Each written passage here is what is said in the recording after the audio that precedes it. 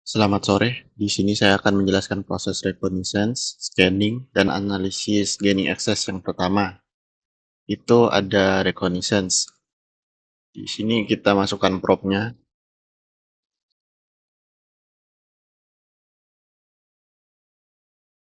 Kemudian targetnya adalah bengkayangtab.go.id. Di sini dia akan melakukan scanning terhadap subdomain.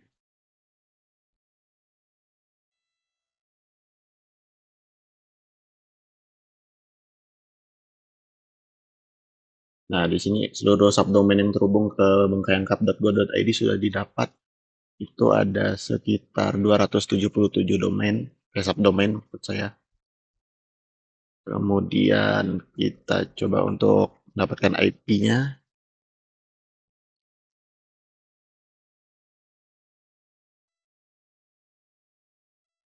Nah, di sini kita sudah dapat IP-nya. Kemudian kita coba untuk mengetahui lokasinya itu melalui website.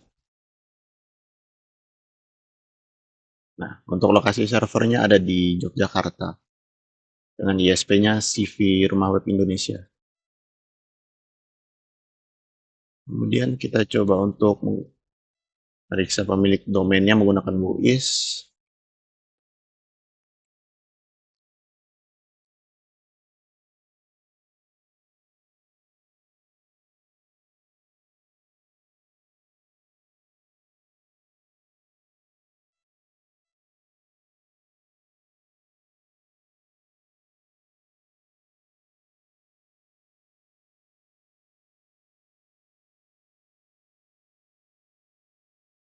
Nah, di sini pemilik domainnya tidak terdeteksi jika kita memasukkan domainnya secara langsung. Kita coba dengan memasukkan IP.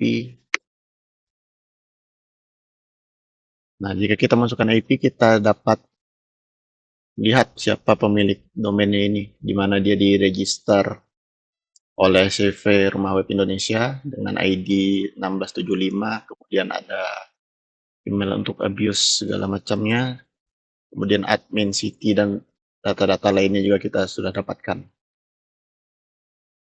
Kemudian kita masuk ke tahap scanning, karena di tahap scanning ini kita menggunakan Nmap. Ntar kita bengkayangkap.go.id.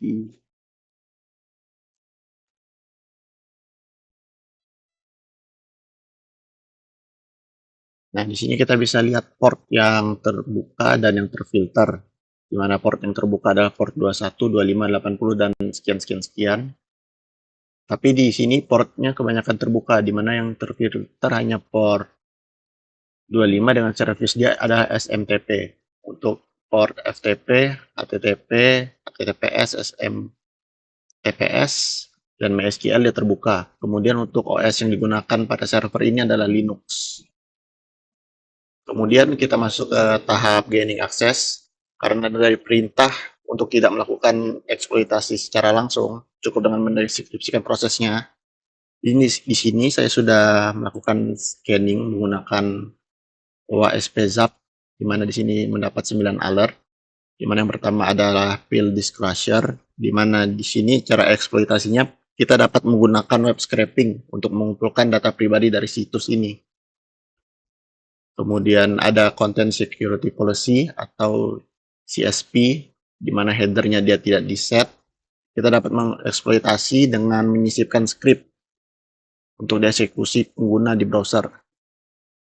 Kemudian yang ketiga ada missing click, anti-click jacking header, di mana di sini kita bisa membuat tombol secara transparan atau di halaman secara langsung, di mana kita juga dapat menipu pengguna dari website ini untuk mendapatkan kredensial dari akun mereka.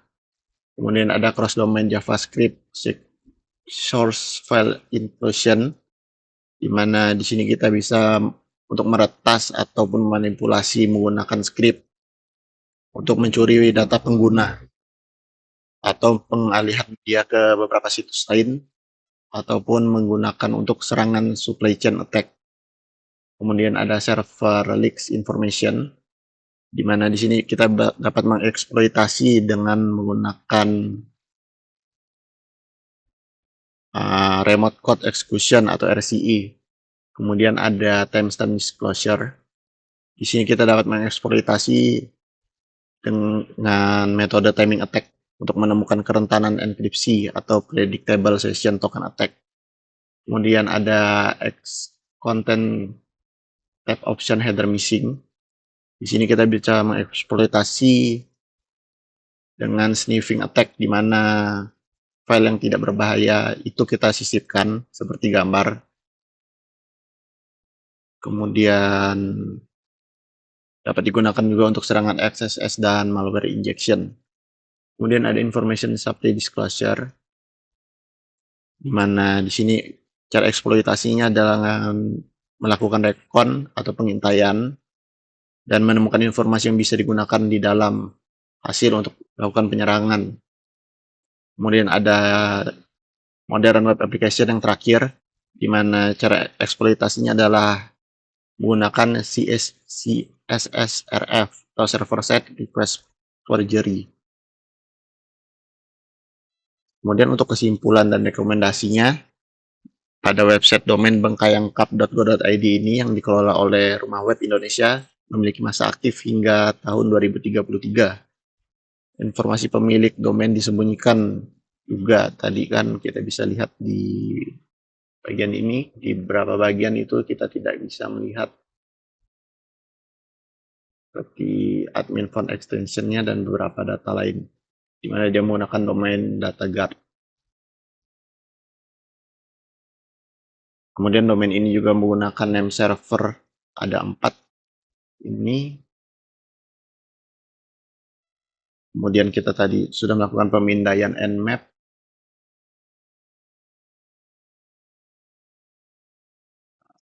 Ini kita bisa lihat ada beberapa port yang terbuka, di mana ini jika tidak dikonfigurasi dengan benar, port ini bisa jadi celah untuk keamanan. Kemudian seperti yang ditemukan juga di sini, di mana domain cross JavaScript itu bisa dimanfaatkan untuk serangan. Kemudian PII disclosure juga merupakan hal yang sensitif untuk kebocoran data. Kemudian header keamanan yang hilang, server membocorkan informasi melalui export word by HTTPS response. Kemudian untuk rekomendasinya di sini adalah mengaktifkan DNS secure untuk mencegah manipulasi pada DNS. Kemudian kita juga memeriksa atau menutup port yang tidak digunakan. Kemudian kita juga menerapkan kebijakan keamanan header termasuk CSP, X-frame option, dan X-content type option untuk mencegah serangan dari XSS dan clickjacking.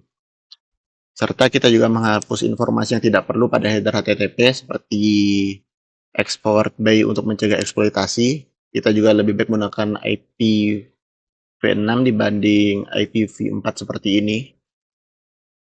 Kemudian kita juga harus melakukan audit keamanan berkala dengan pemindaian Nmap dan pengecekan di Google Safe Browsing dan Virus Total, serta melakukan enkripsi pada SSL dan TSL yang diaktifkan dengan benar untuk semua layanan termasuk website dan email.